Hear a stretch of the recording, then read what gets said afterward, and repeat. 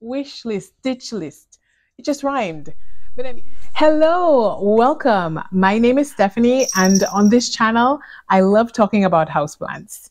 In today's video, I'll be talking about my wish list plants.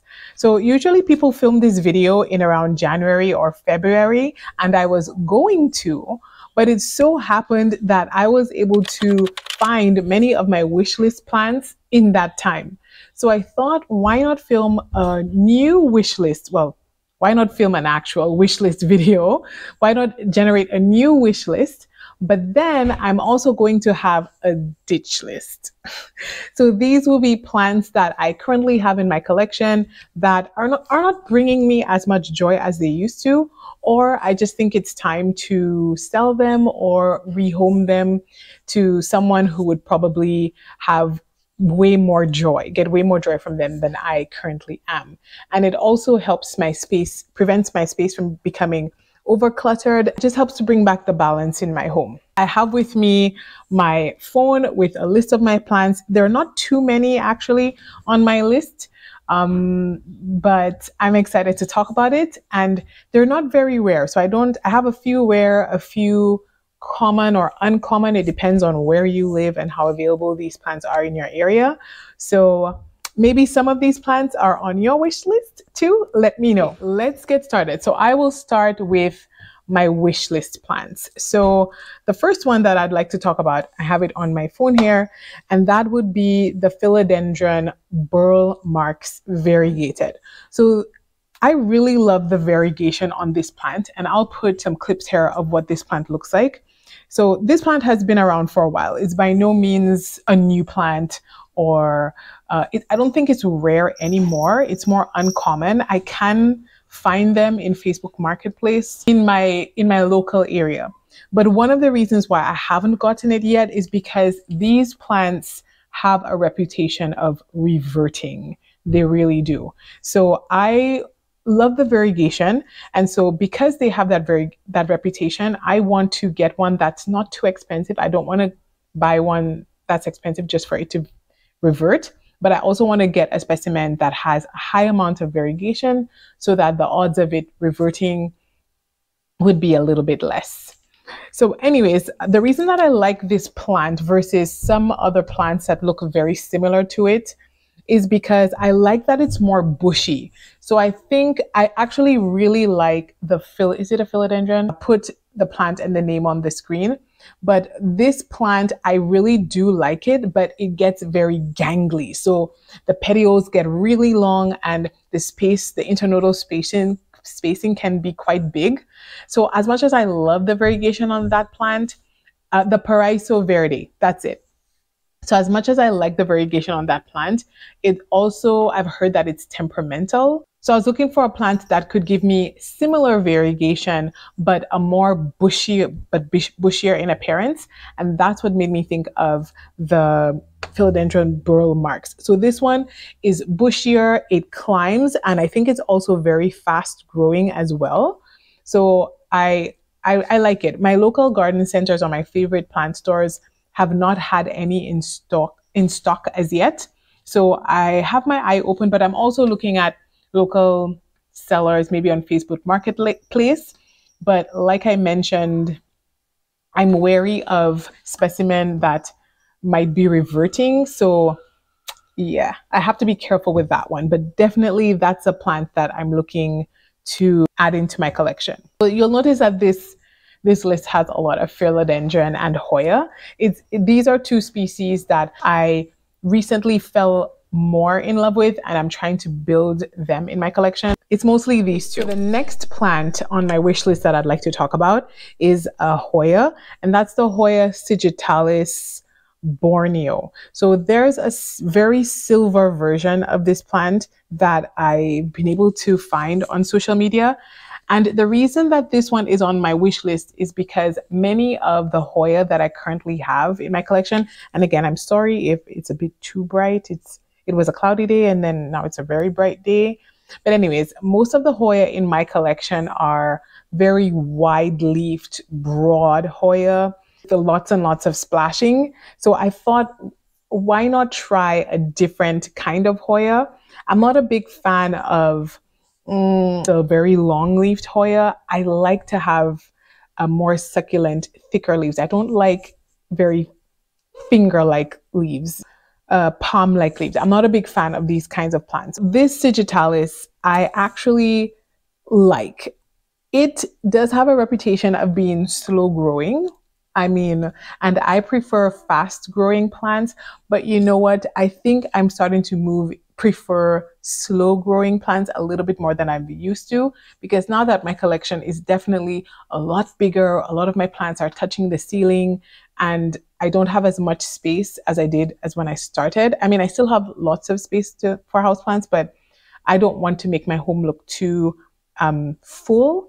So I'm thinking that I wouldn't mind a slower growing plant. Mind you, when I get it and it grows really slowly, I probably will regret saying this, but that's okay. That's okay. As long as it's healthy, I don't mind. I really like how the leaves are, they're not as big as like my Hoya Joy that I love, but it's not as small as a Lacunosa. I like having that in between medium size to the leaves. It's something that I don't currently have. So I would love to see that diversity in my collection.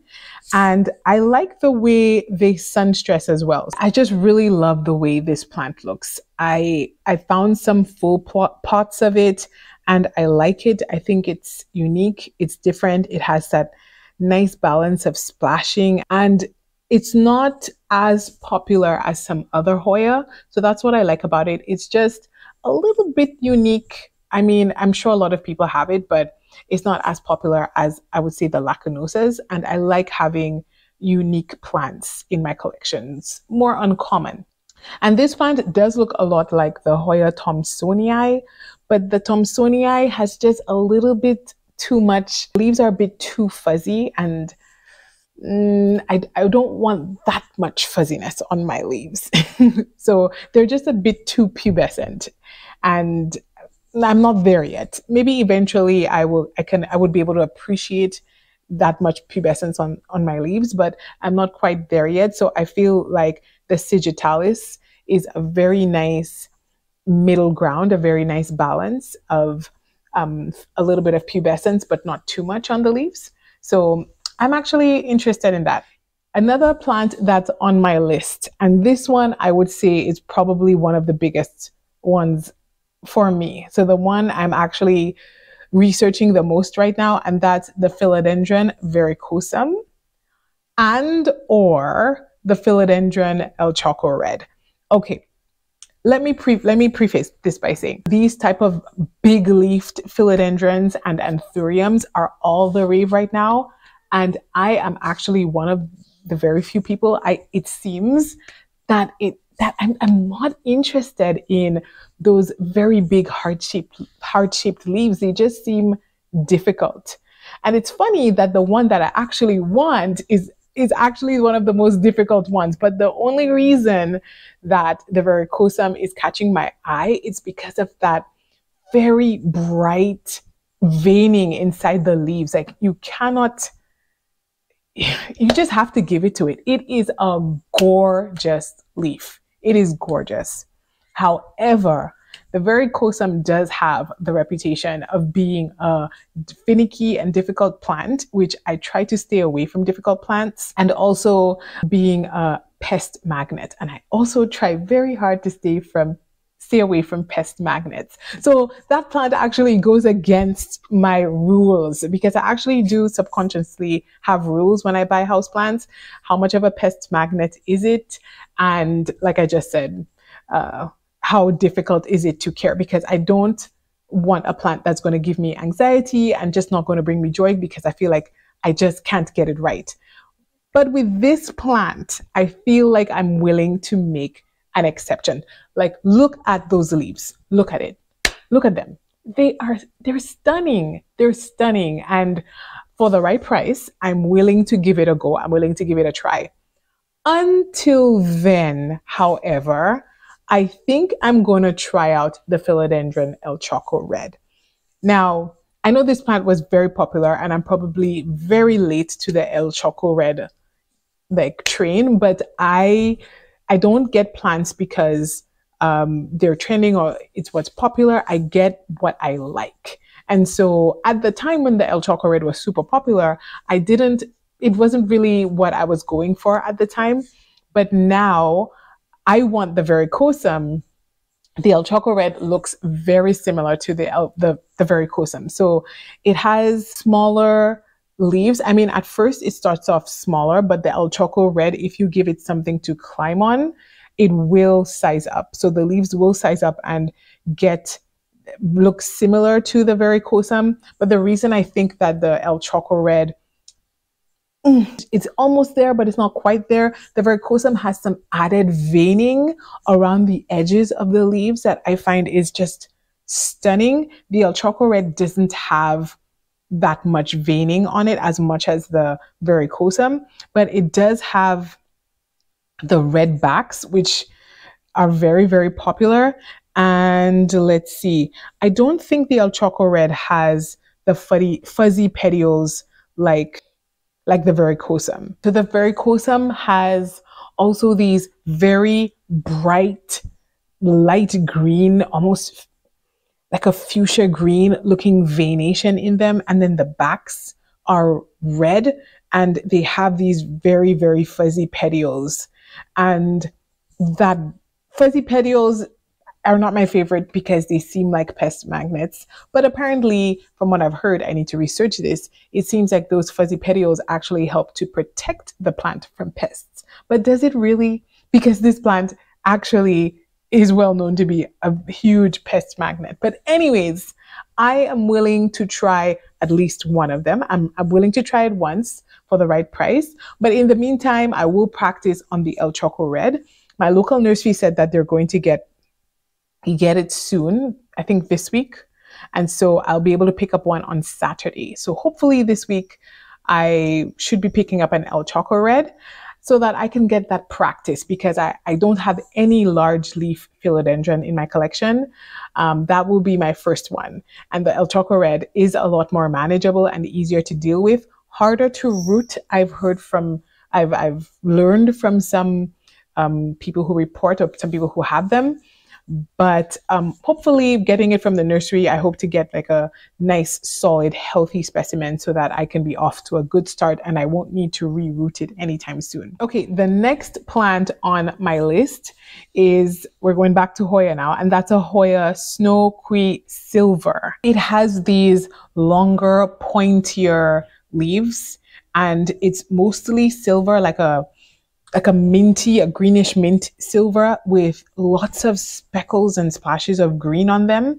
And I love it. I really love it. It's very nice. I'm not sure if maybe the photos I'm seeing online make it look really edited. I'm not sure, but they look really nice, especially when the leaves are wet and glossy and shiny. They look really, really nice. And so I hope to get one of those in my collection soon. They're not too expensive right now. They're, I think if you buy a bigger one, maybe one that's rooted, it'll be like 3 digits. But if you get, I could probably get one unrooted for a decent price. And it doesn't seem to be a Hoya that's difficult to root. I mean, I have no reason to, I have no proof of this, no proof, but usually I find the thicker leafed Hoyas are a bit easier to root and a bit more easier to grow than the thinner leafed Hoyas. So I feel pretty confident that I'll be able to root this one. I don't know what the flower looks like on this. When I get Hoya, I actually don't get them for the flowers, I get them for the foliage, because I feel like that's what you're with most of the time. And a lot of times people can't get their Hoya to flower. So I just get them for the foliage. The next one is the Philodendron Florida Beauty. Ah, yes, I know. This plant, we can all agree, this plant is stunning, Of course, I'm going to show you what it looks like. So it is stunning. I'm definitely getting into my variegation era where I'm getting more and more variegated plants. And this plant has a beautiful yellow variegation and sometimes very cream. And it sometimes can be sectoral, like an entire part of the leaf will have that high variegation, or some areas might be really splashy and have that splashy yellow or green or cream variegation. And I think it's gorgeous. Another thing that I like about it is, well, I've seen a mix of them. I've seen some people's specimen, which can look a bit leggy. So it can have the bigger, longer spaces between internodal spacing. But with a lot of the pictures that I've seen of very, very healthy, happy ones, it seems like it can be, it's a climber, but it's not too leggy. I'm hoping that I can maintain that variegation for as long as possible. I love philodendron. I feel like they're a very easy genus, most of them, except like we just said, the Philodendron verrucosum. No. But I want to build my philodendron collection a little bit more. Okay, so the next one on my list is the Hoya verticillata silver. I mean, that one, if you're a Hoya lover, this is on your wish list. Like, absolutely. Because it is just the epitome of silver. It is just this wet, glossy silver. Stunning. It is very stunning. And I'm looking it up here. It's similar to the snow silver that I talked about, except it's a different leaf shape. So the snow silver is more of like this pointed, more carnosa-like leaf shape, like more similar to the publicalis. Is it more like a carnosa leaf shape? But this one is closer to like a latifolia leaf shape. It's more rounded, it's more heart-shaped, and it's really pretty. And again, it's like this greenish, minty sort of variegation with the splashing of green on it. And I think, yes, it's more of like this silver mint. How's the video going so far? Like what you see? If you do, please consider subscribing down below, and you can let me know you like the video by hitting the like button. Okay, let's keep going. Well, hello. Future Stephanie here. As I was editing this, I realized just how many wishlist plants I've missed. I missed so many of them, and I did not want to have this video go out there without listing them and naming them. So I thought, yes, let me just squeeze in here and just add them quickly to the list. And just to be clear, wishlist plants are plants that if I find them, if I see them and they're a good price, yes, I'm picking them up. They're not, oh, it'll be nice to have plants. These are plants that I'm actively keeping my eye out for healthy, well-priced versions of them. Another one that's on my wish list is a Hoya Crimson Princess. So I already have the Hoya Crimson Queen, and I love that plant. And the Crimson Queen and Crimson Princess, they do look very similar, but the Crimson Princess has a white inner variegation, and the Crimson Queen is white on the outside. So the outer edges of the leaves have that variegation. And usually right now what I'm trying to do is avoid getting plants that are too similar. And these two are quite similar, but I feel like the difference in variegation, the inner variegation on the Princess, it's different enough for me. And I just really like how it looks, and I feel like it gets, sometimes it looks like it has more variegation than the Queen. I guess it depends on the specimen. But what I'm going to do is I want to find, and I did find this recently, and I'm so mad that I passed it up. And I think in passing it up, it made me realize that, yes, I want it. And I think I will start by getting just a small version of the Crimson Princess, just a small one, so I can have the pleasure of watching it grow slowly. And that way it won't get too big too quickly. Because my Crimson Queen is already big, I think I'll just get a small, tiny Crimson Princess. They usually go for around $7 or so. At my local plant store. So I think I will pick one up. It's funny, I saw it all the time, and then as soon as I decided, okay, yes, I think I want one, it suddenly can't be found anymore. And I refuse to get a big one. I want to get the pleasure and have the pleasure of growing a small one. Okay, so another Hoya that I would like to get is one that I don't see that often, but when I did see it, I knew that I wanted it. And that's the Hoya Tequila Sunrise. So maybe I like and I'm interested in this Hoya because it is so elusive, because I don't see it that often. And I have the Hoya Sunrise, and it's nice, it's pretty, and I've seen nice, big, healthy ones in person as well, and they are pretty. They do look very similar to the Hoya Rebecca. And yes, again, duplicates. It's not a duplicate, but they do look similar.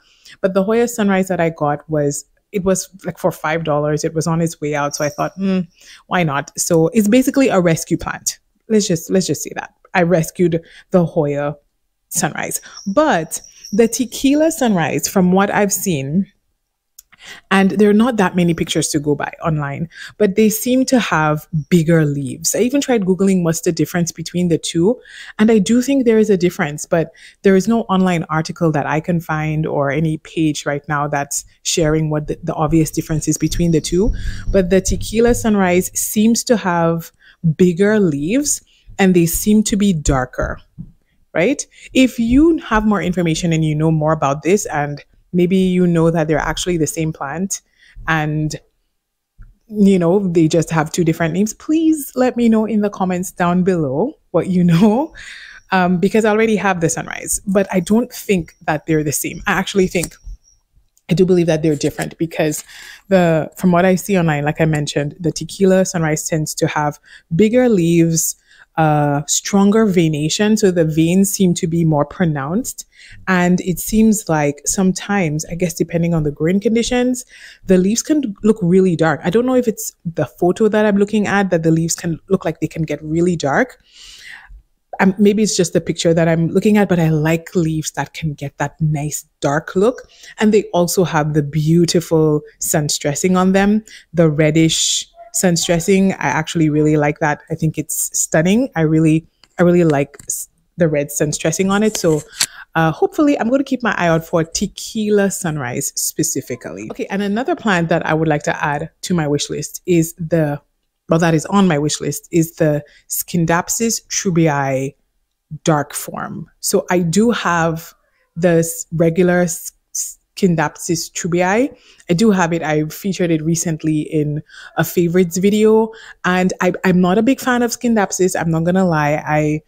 They don't interest me, but the Truebii, they interest me. And I think it's because I'm currently into silvery plants and dark leafed plants. So the Truebii, and again, I said I don't want duplicates. I don't know. I keep going against my own rules all the time. And they're both Truebii, but I feel like they're different enough to justify. The dark form, I've seen it in person, and it does literally look really dark, and they do look different enough. Again, because these plants are new to me, I guess that's why I'm more intrigued by it, and I'm willing to get two similar plants. But eventually I do sell and gift my plants. Eventually, you know, if I feel like I don't get as much joy from growing them anymore, then I will probably gift or sell them. But yes, I do want to add it.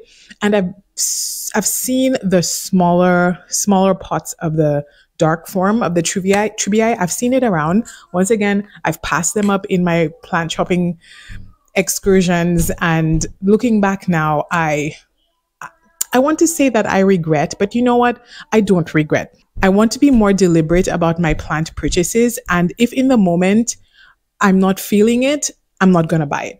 Do you know what I mean? I don't just want to buy a plant just because, oh, this looks nice. I want to be deliberate. I want to want it and then find it and have that thrill. Oh my goodness, I found something that I wanted, and get it. I think that gives me much more joy, and I think I will appreciate it more in the long run than if I just picked it up.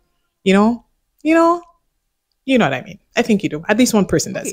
And another plant that I needed to add to my wish list that I did not remember, and I feel so bad, is the Mandula pothos. Can you imagine that I forgot to put this on my list?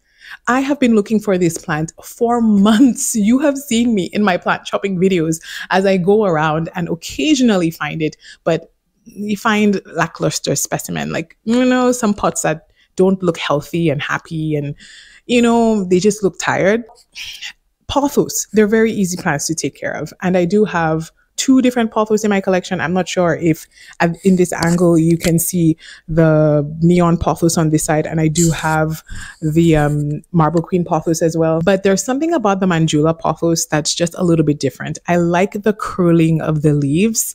I think at first I didn't quite appreciate them, but I've seen some huge, you know how pothos, when you let them climb, how they can get these really huge leaves. And I think that the Manjula pothos with really huge leaves would be a very nice addition to my collection. I think I would love to have that project of growing very huge variegated Manjula pothos leaves. And I love that they can have white leaves and then cream leaves. I love that you can have both of them. Another thing about the Manjula pothos is that it seems to grow a bit slower than your regular pothos. Pothos have the reputation of being very fast growing. And I actually quite like that the Manjula grows a little bit slower, because I think I'm now turning my attention to more slower growing houseplants. So I think a Manjula pothos would be a great addition to that as well. Next, you're going to find out which plants are on my ditch list, meaning the plants that I'm going to say bye-bye to this year in 2024. So let's go back to the regular scheduled programming. So as you can see, my list is it's not too rare, but it has a nice mix of common and uncommon plants. But to make room for these plants that I would like to bring in, I would like to talk about plants that are on my ditch list. I don't have that many, but let's talk about it. So first of all, I would like to talk about the one that's right in front of me. Don't worry, I'll show you clips. And that is my bird of paradise. So this plant, I've had it since 2021. I've had it since 2021, and I've had it from a teeny baby, and it is so slow growing. And at a time when I really wanted fast growing plants, this one was just not satisfying. But in a way, I got to appreciate the growth, the slow rate of growth, because now that it is literally touching my ceiling, I had to chop back a leaf because it was hitting my ceiling so much. I now wish I had a baby version. I wish I could go back and have a baby version of this plant. I've been trying to sell it for a while, but because we were in the colder months like winter and colder spring, no one had a big enough vehicle. Everyone wanted it, but no one had a big enough vehicle, including me, to transport it to their destination. So I have been in two minds. One part of me wants to chop off most of the leaves and keep it and just restart the plant. I don't see a lot of people talking about restarting bird of paradise. I mean, maybe I just haven't looked online, but I don't see a lot of people when they talk about restarting plants. It's definitely not one that they typically talk about. So I feel like I want to either chop it up and restart it, or I just want to give it away or sell it. And I think that is what I'm ultimately going to do, because when it gets big again, I'm going to be once again annoyed that it is so big. In the meantime, I have repotted it and put it in a new pot, and it seems to be growing better. I chopped off 2 leaves on it and it's already pushing out a new leaf, but I think I'm going to say farewell to this plant. I think it's time.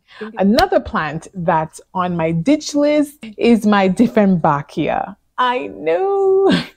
So this plant was actually on my 2023 plant favorites video.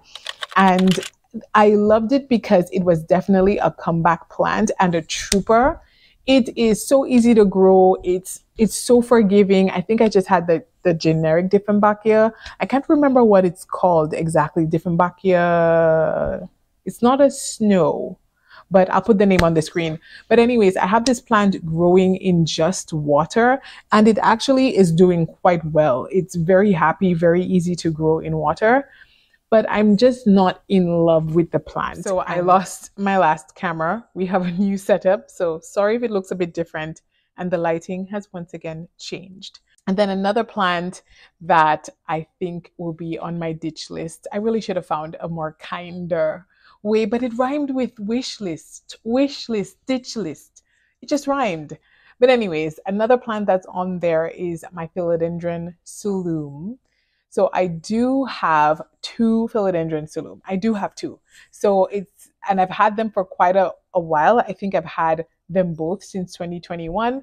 I expressed to one of my friends that I wanted a Selloum, and then I bought one, but they bought me one. So I just kept them both. So I think it's time. They're both very big, and Philodendron Selloums, they've got very thin, delicate leaves. My cat is just very vocal today. But they've got very thin, delicate leaves, and they do rip easily, but that doesn't bother me. What bothers me is that it's a pest magnet, and I try definitely to reduce the number of pest magnets or plants that attract pests in my care. So if I want to bring in a varicosum, I definitely got to get rid of one of those Selloums, because yes, they do attract a lot of pests. I mean, right now what I do is I use them outside in the summertime as decor. So every year I tend to give them both a buzz cut, and then I put them both outside in the summer because they thrive. The petioles are shorter because they get way more light, and they look really nice and bushy and full out there. But every year in the winter I have to bring them back in. So I think I'm just going to say goodbye to one of them. One of them is a lot weaker than the other. It does usually get, it's just not as healthy of a specimen as the other one. The other one is much stronger and much more beautiful. And that one is actually the one that my friends gifted me, because I remember when I got it, I said to myself, whoa, they picked a better one than I did. So it works out perfectly. I get to keep the gift and rehome or sell or let go of. They will definitely be responsibly rehomed. But okay, another plant that's on my ditch list is my Fiddle Leaf Fig or Ficus lyrata. I know you're thinking about the gigantic one in my living room. No, it's not that one. I do have another Fiddle Leaf Fig in my bathroom. If you watched my tour video, you would know that there's one in my bathroom as well. I actually bought two Fiddle Leaf Figs when I first started houseplant collecting. I loved it so much that I got one for like my main floor, and then I got another one to put in my bedroom. And that one that's currently in my bathroom, that one has been the same size for the entire 23 years that I've had it. It just is, it wasn't a very good specimen at all to begin with. What I did is that I notched it last summer. So I chopped off quite a bit of it because it was living in my balcony. But if you saw my big houseplants video, you will see what it looked like in my balcony. I pruned it in that I took off the top, and then when I brought it indoors, I put it upstairs in my bathroom, and my bathroom gets south and west facing light, like two big windows. So it's between two gigantic windows, and it still is growing very slowly. But it has put out some new leaves, you know, and it is healthy. There's nothing wrong with the plant. I already have a Fiddle Leaf Fig, and this one, it's just very inconsistent in, I mean, it's consistently slow in growing. I just said I wanted a Sigilattis that grows slowly, but evidently I need to work on my patience. But I'm not willing to be patient with this plant. Anyways, I just think it's time for it to go to a new home.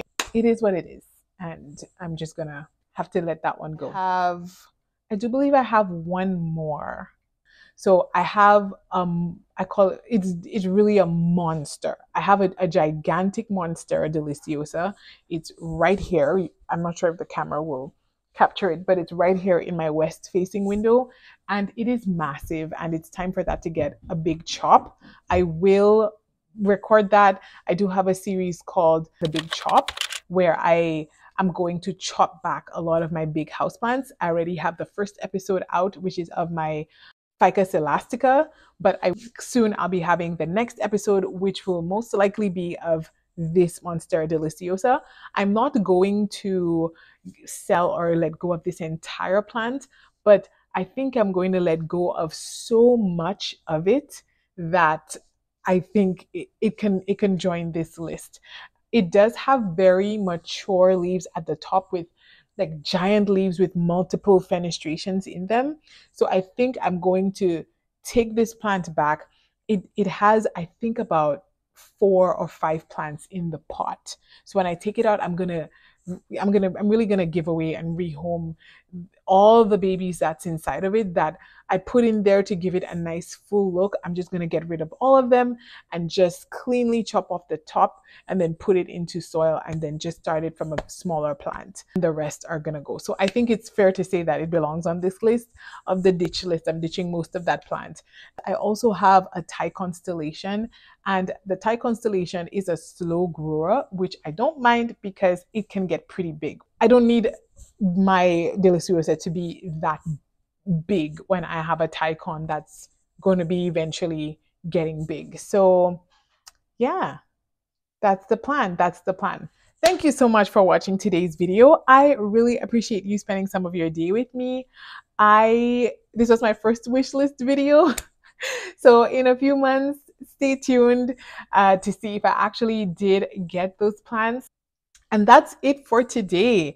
Thank you so much for watching today's video. I would love to know what your wish list plants are and if there are plants that you think I should add to my wish list. Based on my collection, based on what I want, which plants do you think I would also enjoy? I would love to know. I would love to know. Some of you have already been suggesting plants to me, and that makes me so excited. So thanks again for watching, and I hope to see you in the next video. Bye.